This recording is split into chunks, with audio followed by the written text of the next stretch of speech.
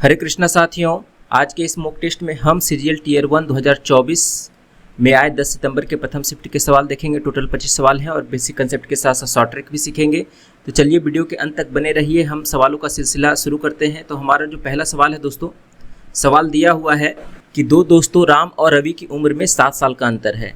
राम की माँ माया देवी की उम्र राम से 3 गुना है और रवि की उम्र इसके भाई सोहम से 4 गुना है। माया देवी और सोहम की उम्र में 65 साल का अंतर है, तो माया देवी की उम्र ज्ञात कीजिए। ठीक है दोस्तों, तो यहाँ पर देखिए कि आपके पास क्या दिया हुआ है, राम की उम्र, ठीक है, और रवि की उम्र में 7 साल का डिफरेंस है और इनकी माँ माया देवी की उम्र राम से 3 गुना है और रवि की उम्र इसके भाई सोहम से 4 गुना है।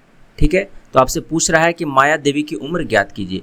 तो कोशिश करिए कि इस टाइप के सवाल में, और यहाँ पर देखिए कि माया देवी और सोहम की उम्र में 65 साल का अंतर है। तो माया देवी और सोहम की उम्र में 65 साल का अंतर है। ठीक है, तो कोशिश करिए कि यहाँ पर जो है आर एम और आर वी यानी कि राम और रवि को एम के टर्म में लिखने का। ठीक है, तो हमारा जो है सवाल आसान हो जाएगा। तो आर एम को हम कितना लिख सकते हैं, m/3। ठीक है, m/3 माइनस रवि को हम कितना लिख सकते हैं, 4s, और s को कितना लिख सकते हैं, m-65 यानी कि 4 × m-65, और ये बन जाएगा हमारे पास कितना, 7। ठीक है, तो इस इक्वेशन में हमने m के टर्म में सारे टर्म को लिखा और यहाँ से इसको सॉल्व करेंगे तो हमारा जो है आंसर निकल कर आ जाएगा। तो यहाँ से कितना आ जाएगा, m-m/3 माइनस 4m प्लस 5 चौका 20, 6 चौका 24, 25, 26, 260 बराबर 7। ठीक है, तो यहाँ से कितना आ जाएगा, m-12m यानी कि -11m/3 बराबर 7 माइनस 260 लिख सकते हैं हम -253। ठीक है, अब ये हो जाएगा 11 दूनी 22, 11 तिहाई 33, माइनस माइनस कैंसिल, m का मान कितना आ जाएगा, 23 तिहाई 69, यानी कि माया देवी की उम्र जो होगी वो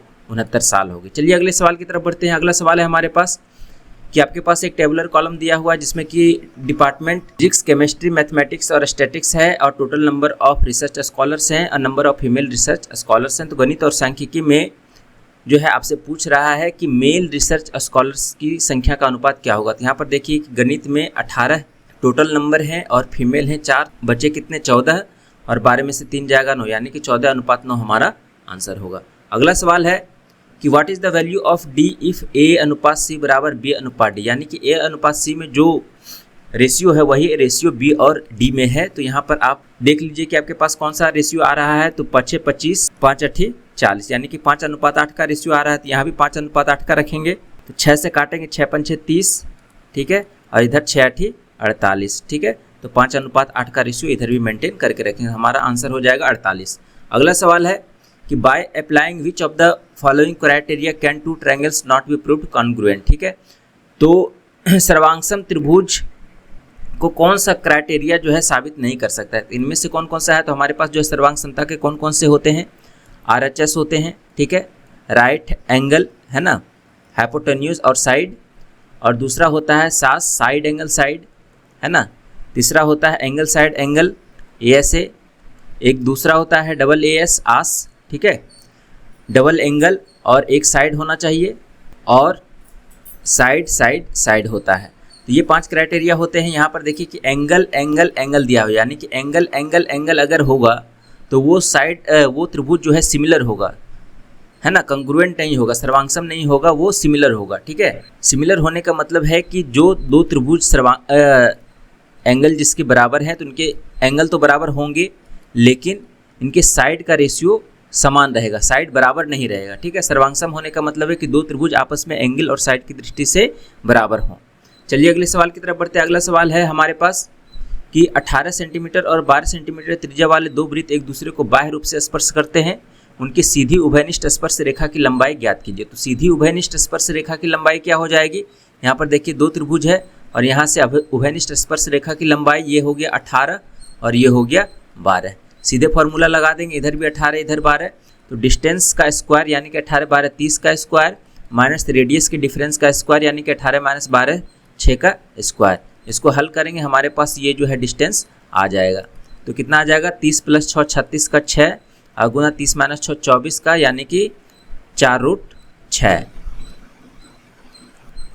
2√6, ठीक है, 2√6। तो ये बन जाएगा हमारे पास 12√6, आंसर ऑप्शन 3। अगला सवाल है कि आपके पास दिया हुआ है कि 2 + tan² + cot² divided by sec a into cosec a, ठीक है दोस्तों। तो इस सवाल में आप जानते हैं कि 2 + tan² a + cot² a का जो फॉर्मूला होता है वो क्या होता है, sec² a है ना, 2a इंटू cosec² 2a और divided by sec 2a into cosec 2a, ठीक है। तो यहाँ से ये कट जाएगा और हमारा आंसर कितना आ जाएगा, sec 2a into cosec 2a, option 4। इसमें देख लीजिएगा इसमें देखिएगा दोस्तों कहीं कुछ मिस्टेक है, अगर आप इसको सॉल्व करते हैं तो कमेंट में ज़रूर बताएं। हमारा तो sec 2a into cosec 2a आ रहा है, आप सॉल्व करके बताएं कि इसका आंसर क्या होगा। चलिए अगले सवाल की तरफ बढ़ते हैं। अगला सवाल है कि किरण ने 2 व्यक्तियों को 4000 रुपये का इस प्रकार का उधार दिया कि उसका एक भाग 8% की दर से तथा शेष भाग 10% वार्षिक की दर से उसने 352 रुपये वार्षिक साधारण ब्याज प्राप्त हुआ, तो 10% पर उधार दी गई राशि क्या होगी। सबसे फेमस सवाल है, इसको हम एलिगेशन मेथड से हल करेंगे। तो एक 8% के दर पे है और दूसरा 10% के दर पे है, और टोटल दर हमारे पास कितना है, तो यहाँ पर टोटल निकालने के लिए क्या करना पड़ेगा कि हमारे पास साधारण ब्याज है 352, कितना साल का है, 1 साल का, ठीक है। और मूलधन हमने कितना दिया, 4000 का, तो यहाँ से हम रेट निकाल लेंगे, गुना 100, ये कट जाएगा, ये कट जाएगा, 4 × 32, 4 × 32, 8.8 जो होगा हमारा एवरेज रेट होगा। तो यहाँ से इसको घटा लेंगे तो ये हो जाएगा हमारे पास 1.2 और इधर हो जाएगा 0.8, ठीक है। तो ये 4 × 12, 4 दूनी 8, 3:2 का रेशियो है। ये जो निकला हमारा दोस्तों, ये हमारा अमाउंट होगा, ठीक है, जो प्रिंसिपल अमाउंट है, ठीक है। अब यहाँ से 3:2 बराबर 5 यूनिट का मान हो जाएगा 4000, यानी कि 1 यूनिट का मान हो जाएगा 800। तो 2 यूनिट का मान कितना हो जाएगा, गुना 800, यानी कि ये हो जाएगा हमारे पास 1600 रुपये, आंसर, ठीक है। अगला सवाल है कि x, y, z are 3 points on a plane with x, y बराबर 11, y, z 13 और x, z बराबर 24 सेंटीमीटर। तो यहाँ से देख लीजिए कि एक x, y मान लीजिए, ठीक है, ये 11 है, और y, z मान लीजिए 13 है, ठीक है, और x, z जो है हमारा 24, यानी कि ये कोलिनियर पॉइंट्स है, एक ही रेखा में तीनों बिंदु स्थित हैं। यानी कि सर्कल बनाने के लिए हम यहाँ पर 2 ही बिंदु को ले सकते हैं साथ में, तीसरे बिंदु को हम नहीं करेंगे। जब भी हम यहाँ पर सर्कल बनेगा तो कोई ना कोई एक बिंदु छूट जाएगा, क्योंकि यहाँ पर तीनों बिंदु एक ही साथ में है, ठीक है। तो यहाँ से नंबर ऑफ सर्कल जो बनेगा दोस्तों वो हमारा 0 होगा, ठीक है। अगला सवाल है कि वैल्यू ऑफ, हमारे पास एक एक्सप्रेशन दिया हुआ है, इसका वैल्यू आपको पता करना है। तो यहाँ पर देखिए कि सबसे पहले ऑफ का काम करते हैं, तो 15 भागा ये हो जाएगा कितना, 6 और गुना 2, 2 तिहाई 6, 3 पचे 15, यहाँ पर 5 आ गया, इतना का वैल्यू हमारे पास 5 आ गया। अब यहाँ से कितना आ जाएगा, 9 भागा 18 गुना 2, 9 चौका 36, यानी कि 1/36, सॉरी 9/36 गुना 4, ये कट जाएगा, 4 नंबर 36, यहाँ से प्लस 1 आ गया, और इधर से आ जाएगा हमारे पास -1, ठीक है, +1 -1 खत्म आ जाएगा, 5 हमारा आंसर होगा। अगला सवाल है कि यदि किसी अंकित मूल्य पर 65% तथा 30% और 40% की 2 क्रमिक छूटों के साथ विक्रय मूल्य के बीच का अंतर 105 रुपये है, तो यहाँ पर देखिए कि आप डायरेक्टली निकाल सकते हैं 30 और 40 का कितना बनेगा एकल छूट, ठीक है। तो 30 और 40 का 40 और 30 70 -12 यानी कि 58, 65 में से 58 जाएगा, कितना बनेगा, ये बराबर है कितने के, 105 के इक्विवेलेंट है। तो यहाँ से कितना निकल कर आ जाएगा, 7% बराबर 105। तो आप जानते हैं कि कोई भी मूल्य अपने आप में 100% होता है, तो यहाँ से 100% निकालेंगे तो हमारा जो मार्कअप प्राइस है वो निकल कर आ जाएगा। तो ये 15/75 से ये 1500 हमारा आंसर हो जाएगा, ठीक है। चलिए अगले सवाल की तरफ बढ़ते हैं। अगला सवाल है हमारे पास कि 10 मीटर लंबा एक खंभा एक ऊर्ध्वाधर दीवार AB के खिलाफ तिरछा रखा हुआ है। यहाँ पर देखिए कि आपके पास एक ऊर्ध्वाधर दीवार है और ये 30 डिग्री से बना रहा है एंगल, और खंबे का निचला हिस्सा दीवार से कितनी दूरी पर है, ये वाला वैल्यू हमसे पूछ रहा है, और 10 मीटर ये वाला लेंथ आपका दिया हुआ है। तो इस ट्रायंगल में जो ट्रिपलेट का रेशियो बनेगा वो हमारा कौन सा बनेगा, तो साइन 30 का मान लगाएंगे तो 1/2 होता है, तो ये 1 बन जाएगा परपेंडिकुलर और ये बन जाएगा 2 और ये बेस कितना बन जाएगा √3। ठीक है, तो 2 यूनिट का मान है 10, तो 1 यूनिट का मान कितना हो जाएगा 5 यूनिट, तो √3 यूनिट का मान कितना हो जाएगा 5√3 हमारा आंसर। अगला सवाल कि दिया हुआ है कि what percentage of the average sales of the schools ABC in 2014 is the average sales of school ACF in 2013। ठीक है, तो 2013 में ACF का जो एवरेज है ना, तो 2013-2014 का कितना प्रतिशत है, तो 2013 देख लेंगे कहाँ पर है हमारा 2013 50, कौन कौन सा ACF A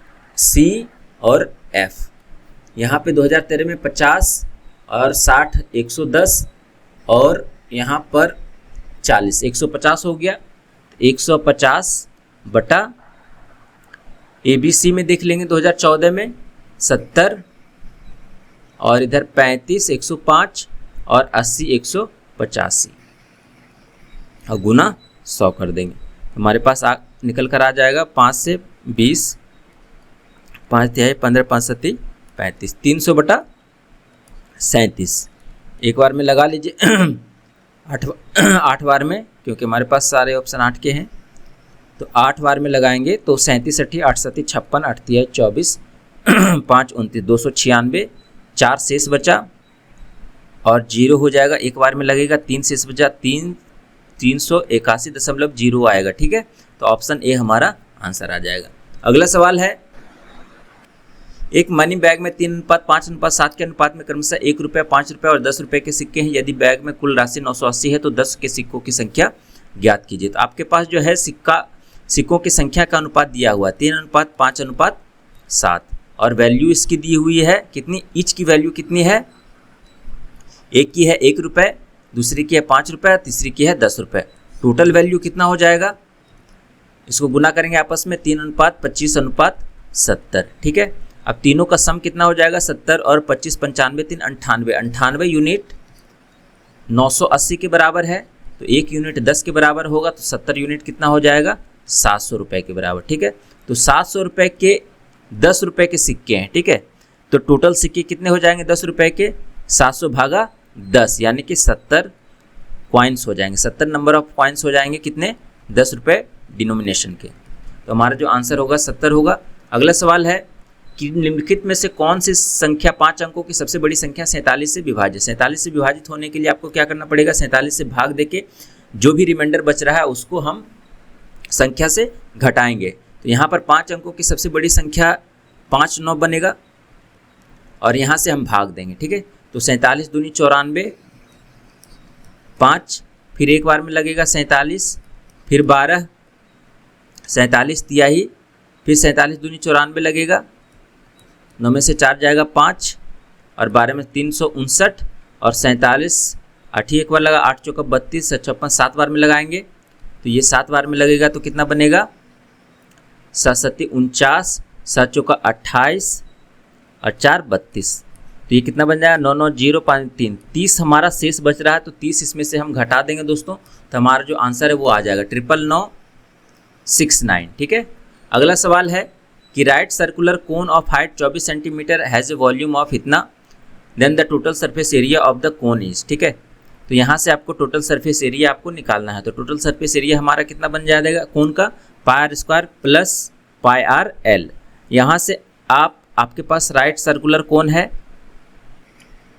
तो यहाँ पर देखिए कि हाइट जो है दोस्तों आपका 24 दिया हुआ है, तो आप कोशिश करिए कि जो है ट्रिपलेट फॉर्म करने का, तो हमारे पास क्या पॉसिबिलिटी बनता है 7 24 25 का एक बनता है। ठीक है, 7 24 25 का बनता है और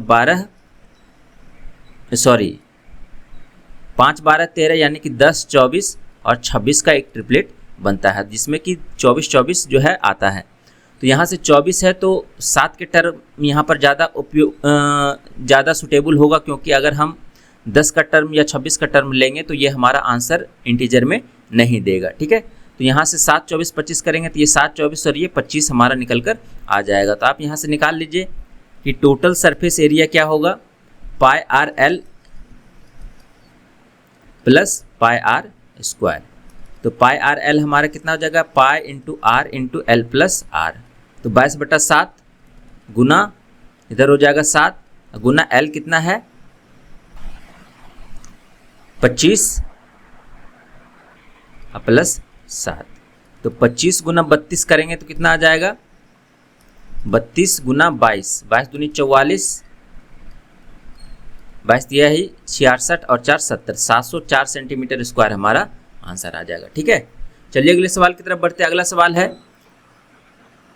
कि which of the following is true. आपके पास दिया हुआ है कि साइन टी कॉस टी है ना, इस तरह का एक आपके पास दिया हुआ है इनइक्वलिटी। आपको पता करना है कि कौन सा सही है। जब टी बराबर 45 डिग्री है तो साइन बराबर कॉस बराबर होगा, क्योंकि दोनों का मान एक समान होता है 45 पे।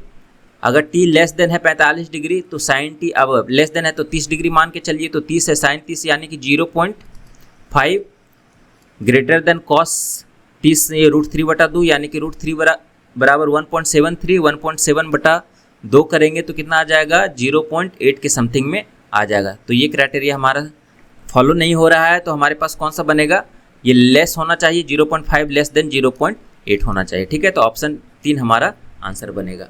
अगला सवाल है कि रमेश ने 19 नवंबर 2019 को एक डीलर से कुछ सामान खरीदा और बिल 5480 का था। उसने 10 नवंबर 2019 को भी कुछ सामान खरीदा था जिसका बिल मूल्य 9800 रुपये का था।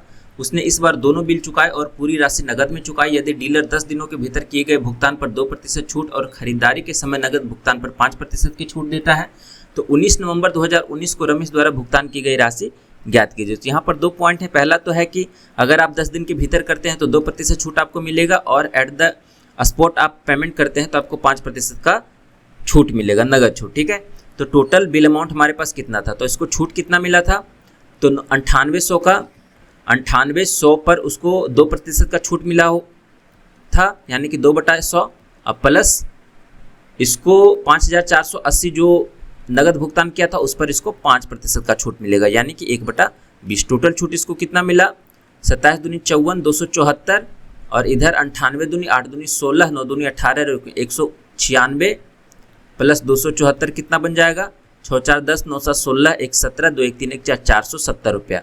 और टोटल बिल था हमारे पास कितना 9800 अब प्लस 5480, 0 8 8 4 12 9 5 14 1 15, 15280 में से 470 का डिस्काउंट खत्म होगा तो 8 में से 7 जाएगा 1, 12 में से 4 जाएगा 8, ये 14810 हमारा आंसर होगा। ठीक है, अगला सवाल है कि लाभ प्रतिशत ज्ञात कीजिए अगर प्रिया ने अपना स्कूटर विक्रय मूल्य का 1/6वां लाभ अर्जित करते हुए 42,564 रुपये में बेचा। ठीक है, तो यहाँ से पूछ रहा है कि लाभ ज्ञात कीजिए जब उसने प्रिया ने अपना स्कूटर 1/6वां लाभ अर्जित करते हुए इतने रुपए में बेचा। तो यहाँ पर जो है ये सुपरफ्लस डाटा है, इससे हमको कोई लेना देना नहीं क्योंकि हमको परसेंटेज निकालना है, तो रेशियो निकाल के हम परसेंटेज निकाल सकते हैं। तो जो प्रॉफिट है दोस्तों वो सेलिंग प्राइस का 6ठा भाग है। ठीक है, तो प्रॉफिट बटा एसपी कितना हो जाएगा 1/6,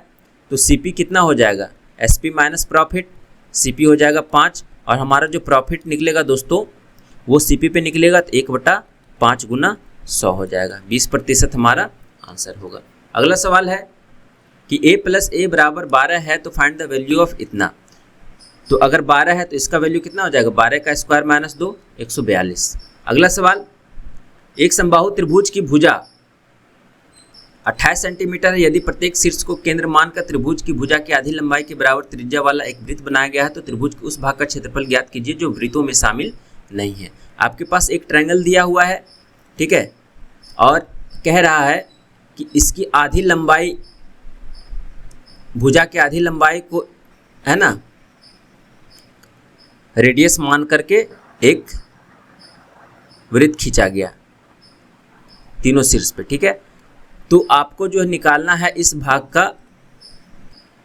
का आपको एरिया निकालना है। ठीक है, जो कि सर्कल में इंक्लूडेड नहीं है ना। यहाँ पर त्रिभुज के उस भाग का क्षेत्रफल ज्ञात कीजिए जो वृत्तों में शामिल नहीं। तो समबाहु त्रिभुज है दोस्तों, तो यहाँ पर जो एंगल बनेगा वो 60 डिग्री का बनेगा, और 60 डिग्री का बनेगा तो ये एक सेक्टर हो जाएगा। तो हमारे पास 3 सेक्टर हैं, तो 3 गुना पायर स्क्वायर थीटा यानी कि 22/7 गुना आर कितना है टोटल 28 है तो ये 14 बन जाएगा, क्योंकि आधी भुजा की लंबाई को त्रिज्या माना गया है, तो 14 गुना 14 गुना एंगल कितना है 60/360। ये हो गया हमारा तीनों सेक्टर का एरिया। 6 कट जाएगा और 7 दूनी 14, 3 दूनी 6 इधर कट जाएगा, 22 गुना 14 कितना हो जाएगा 14 दूनी 28, 14 दूनी 28 और ये हो जाएगा हमारे पास 308। और टोटल त्रिभुज का एरिया निकाल लीजिए कितना बन जाएगा √3/4 गुना भुजा स्क्वायर। √3/4 गुना भुजा कितना है 28 गुना 28, 4 सती 28, 8 सती 56, 7 दूनी 14, अब 5 19, 196 √3 का मान बोला है 1.73 लेने के लिए, तो 196 और 173 को आपस में गुना करेंगे तो 6 × 18, 9 × 27 और 42, 69 और 1 70, 6 3 9 7, 6 3 9 प्लस 16 25 7 32, 9 7 16, 3 19, 6 × 18 का 8 बाकी 1, 9 × 27 और 42, इधर हो जाएगा 27 और 42 कितना 69 और 1 70 का 0 बाकी 7, 6 3 9 प्लस 63 9 72, 72 और 7 79 हो जाएगा दोस्तों। यहाँ पर 79 का 9 बाकी 7, 9 7 16, 7 23, ठीक है, और एक कम 1 और ये 339.08 आएगा, ठीक है। तो 339.08 में से 339.08 आएगा, इसमें से हमको 308 घटाना पड़ेगा, ठीक है। हमारे पास कितना बन जाएगा 9 में से 8 जाएगा 1 और ये 31.08 हमारा आंसर हो जाएगा, ठीक है। चलिए अगले सवाल की तरफ बढ़ते हैं। अगला सवाल है कि आपके पास एक टेबुलर कॉलम दिया हुआ है, ईयर दिया हुआ है और ABC आपके पास 3 कंपनी दिया हुआ है, तो तीनों का आपको औसत उत्पादन के बीच में अंतर निकालना कौन कौन सा। B प्रकार की कारों का औसत उत्पादन और A प्रकार और C प्रकार की कारों के संयुक्त उत्पादन के औसत से कितना कम है, ठीक है। तो B प्रकार की कारों का औसत उत्पादन आप निकाल लीजिए, तो ये कितना बन रहा है 4 2 6, 5 11, 8 19, 6 5 11, 7 18, 6 24 और 1 25। B का निकल गया 2590 और A का कितना निकल रहा है 0 6 4 10, 9 8 17 7 24, 8 32 और 1 33। और C का कितना निकल रहा है 0 9 6 15, 2 1 3, 9 3 12, 8 20, 1 1 2 1 4, 4000 और इधर 3300, ठीक है। 3 4 3 7750। तो इसका जो है टोटल एवरेज कितना होगा हो जाएगा 4 साल का। B का इसका इतना बटा 4 और इसका इतना बटा 4। अब दोनों को घटा देंगे दोस्तों, तो हमारे पास कितना बन जाएगा 7350 माइनस 2590, 0 15 में से 9 जाएगा 6, 12 में से 5 जाएगा 7, 6 में से 2 जाएगा 4760/4, ठीक है। और ये हो जाएगा बटा 4। यहाँ पर देख लीजिए क्वेश्चन में कुछ मिस्टेक है।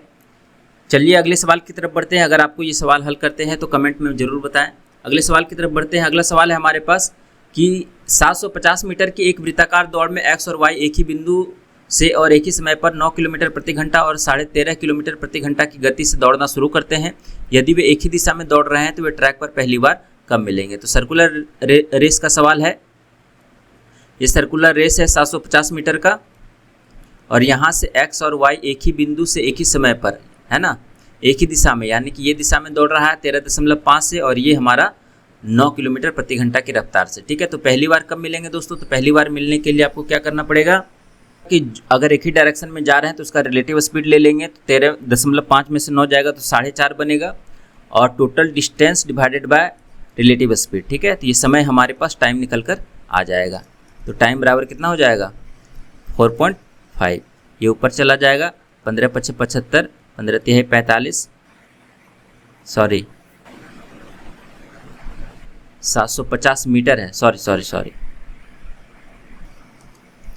ये बन जाएगा हमारे पास 750 मीटर है और डिवाइडेड बाय आपके पास 4.5 किलोमीटर प्रति घंटा है। तो इसको मीटर प्रति सेकंड में बदलेंगे, 5/18 से गुना करेंगे तो 18 से ऊपर गुना हो जाएगा, ठीक है। 1 शून्य ऊपर मल्टीप्लाई हो जाएगा, ये 36 बार में कट जाएगा और 15 पचे 75 और 15 तिहाई 45 और ये हो जाएगा 12, 12 पंचे 600। 600 सेकंड जो है वो पहली बार मिलेंगे, ठीक है, एक ही डायरेक्शन में दौड़ेंगे। कभी कभी सवाल पूछता है कि यहाँ पर जो है आपका प्रारंभिक बिंदु पर वो कब मिलेंगे, ठीक है। तो प्रारंभिक बिंदु पर निकालने के लिए क्या फार्मूला होता है कि आप 750 बटा 13.5 गुना 5 बटा 18 कर लीजिए और फिर दूसरा 750 बटा 4 गुना 5 बटा 18 कर लीजिए और इन दोनों का एलसीएम निकाल दीजिए तो वो प्रारंभिक बिंदु वाला निकल कर आ जाएगा, ठीक है। और नंबर ऑफ मीटिंग्स कभी कभी पूछता है कि इन दोनों के बीच में प्रारंभिक बिंदु पर मिलने से पहले वो कितनी बार आपस में क्रॉस कर चुके होंगे।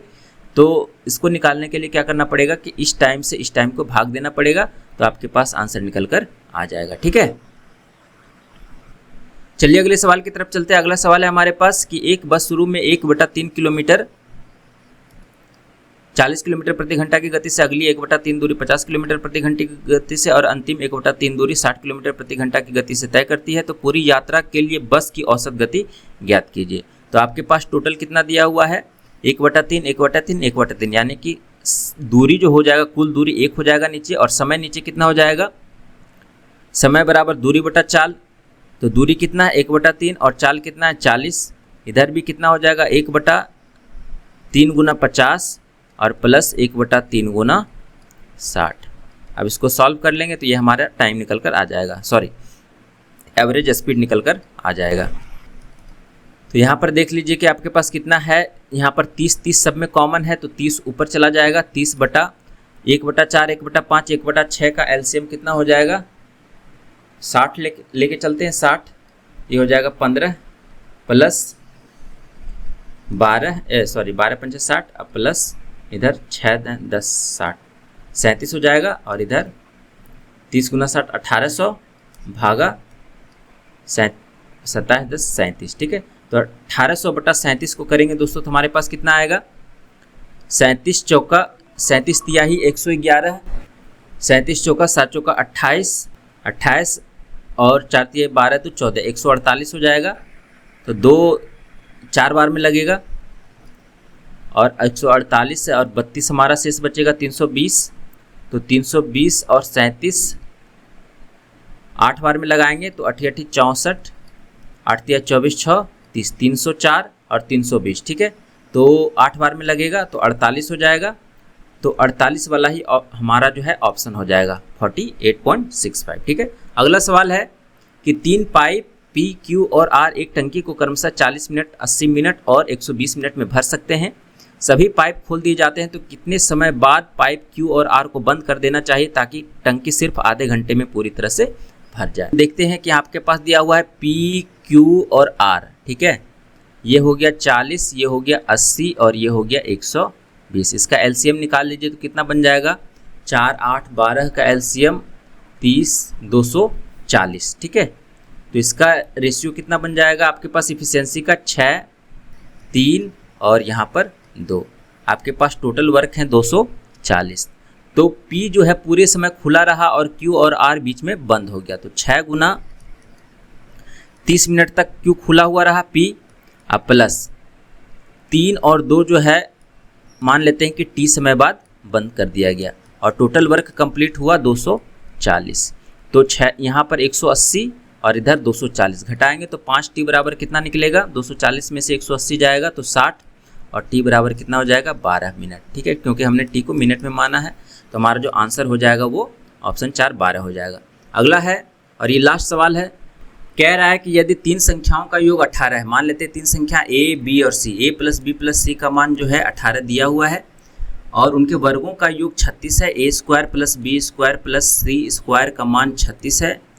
तो पूछ रहा है कि उनके घनों का योग यानी कि AQ plus BQ plus CQ minus गुणनफल के 3 गुणों के बीच का अंतर यानी कि 3ABC का मान आपसे पूछ रहा है दोस्तों। तो इसके लिए जो है सिंपल फार्मूला होता है जिसमें कि A प्लस B और A square plus B square plus C square का टर्म इंक्लूड रहता है। तो इसका फार्मूला क्या होता है, वो होता है half into A plus B plus C, याद रख लीजिए काफ़ी बार सवाल में पूछे गए हैं, और 3 into A square plus B square plus C square minus A plus B plus C का होल स्क्वायर, ठीक है।